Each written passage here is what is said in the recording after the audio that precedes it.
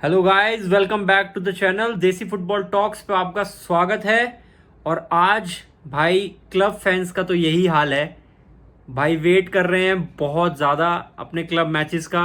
लेकिन बीच में UEFA Nations league आ गया है, तो आज हम ले आए हैं इस टॉपिक को अपने सामने, यूएफए नेशंस लीग। इसके बारे में हम आज पूरी तरीके से डिटेल में बात करेंगे।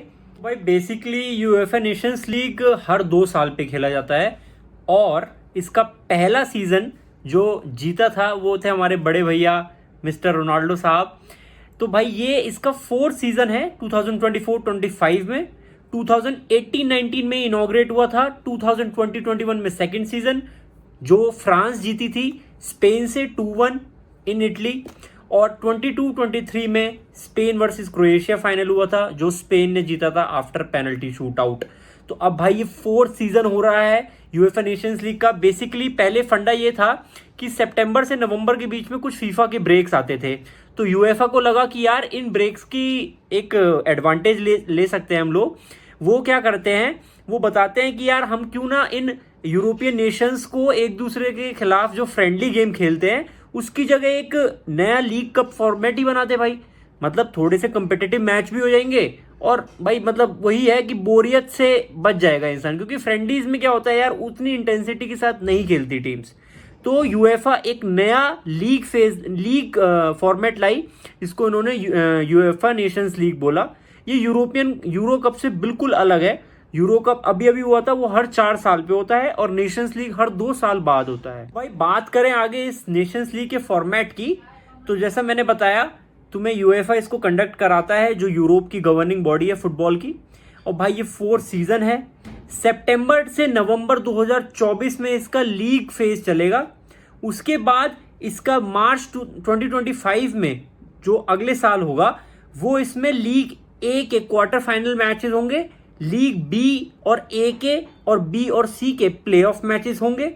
जून 2025 में इसके नेशन लीग के फाइनल्स होंगे, और मार्च 2026 भाई 2 साल बाद मार्च 2026 में लीग सी और डी के प्लेऑफ होंगे। तो भाई 2 साल का पूरा पैकेज है ये लीग। ऐसा नहीं है कि एक दिन में लीग करा देंगे या एक साल की लीग होती है जैसे चैंपियंस लीग और ये सब होता है, या कोई कप कंपटीशन होता है, ऐसा नहीं है। ये 2 साल चलती है लीग। उसमें कुछ मैच होते हैं जो बीच में इंटरनेशनल ब्रेक्स पड़ते हैं, उस पर ये गेम खेले जाते हैं। इसकी जगह जो फीफा की जो इंटरनेशनल ब्रेक होते हैं जिसमें फ्रेंडलीज खेले जाते थे, उसकी जगह अब यूएफए नेशंस लीग खेला जाता है यूरोप में। तो भाई ये है इसकी एक समरी। अब हम बात करते हैं आगे फॉर्मेट की। तो भाई देखो, इसमें 54 टीम्स पार्ट लेती हैं, ठीक है। अब इसमें यूएफए ने इन 54 टीम्स को 4 लीग में बांटा है, A B C D. A B और सी में 16-16 टीम्स खेलती हैं। मतलब लीग ए में 16 टीम, लीग बी में 16 टीम, लीग सी में 16 टीम, और लीग डी में सिर्फ 6 टीम खेलती हैं। अब इन लीग ए बी सी को यूएफए ने 4-4 ग्रुप्स में बांट दिया। जैसे हम चैंपियंस लीग में देखते थे पिछले साल तक कि उसको 4-4 ग्रुप्स में, मतलब ग्रुप्स में बांट दिया जाता था, हर ग्रुप में 4-4 टीम होती थी। सेम इस यूएफए नेशंस लीग में भी होगी। लीग ए बी सी की जो लीग है, इसमें 4-4 ग्रुप्स होंगे और हर ग्रुप में 4 टीम्स होंगी। तो भाई देखो, अब तुम्हारे सवाल आएगा दिमाग में कि यार लीग डी का क्या होगा। लीग डी में 6 टीम है। लीग डी को इन्होंने 2 ग्रुप में बांटा है, 3-3 टीम्स के। अब भाई अगला क्वेश्चन तुम्हारा ये आएगा कि यार ये लीग ए, लीग बी, लीग सी, लीग डी बांटी कैसे है। तो भाई देखो, मैं तुम्हें एक सिंपल सी बात बताता हूं। यूएफए ने 2022-23 की जो यूएफए नेशंस लीग की ओवरऑल रैंकिंग थी टीम्स की, इसका एक देखो क्राइटेरिया होता है भाई। मैं तुम्हें क्राइटेरिया भी बताऊंगा, लेकिन अभी के लिए समझो जो 2022-23 की जो लीग था यूएफए नेशंस लीग का, उसकी जो रैंकिंग थी उसके अकॉर्डिंगली इन्होंने लीग्स में टीम्स को डिवाइड किया है, ठीक है। तो भाई अगर हम देखें लीग ए में कौन सी टीम है इस टाइम पे, तो वो आपको अपनी स्क्रीन पे दिख रही होंगी। लीग बी में कौन सी टीम है वो आपको दिख रही होंगी। लीग सी में कौन सी टीम्स हैं वो आपको दिख रही होंगी, और लीग डी में कौन सी टीम्स हैं वो आपको दिख रही होंगी। तो भाई देखो, लीग बी, लीग सी, लीग डी। अब तुम कहोगे यार लीग ए वाले जब क्वार्टर फाइनल खेल रहे हैं तो लीग बी वाले कहाँ गए, सी वाले कहाँ गए, डी वाले कहाँ गए।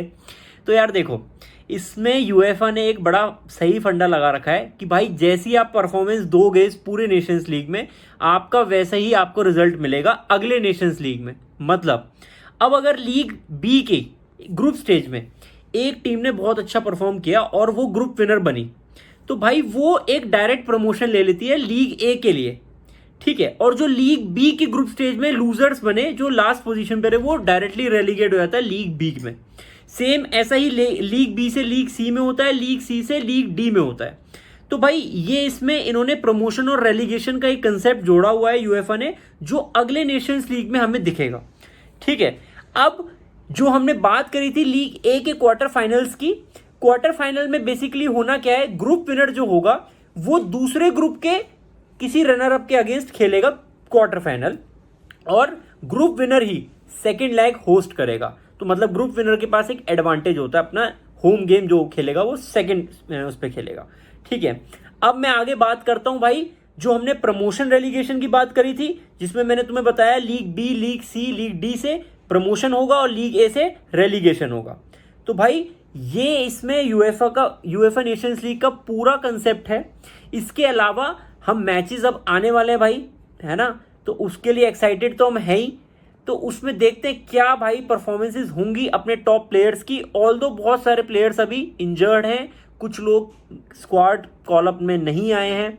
तो भाई देखते हैं कैसे मैचेस होंगे। बने रहिए चैनल के साथ, सब्सक्राइब करना ना भूलिएगा, लाइक शेयर सब्सक्राइब।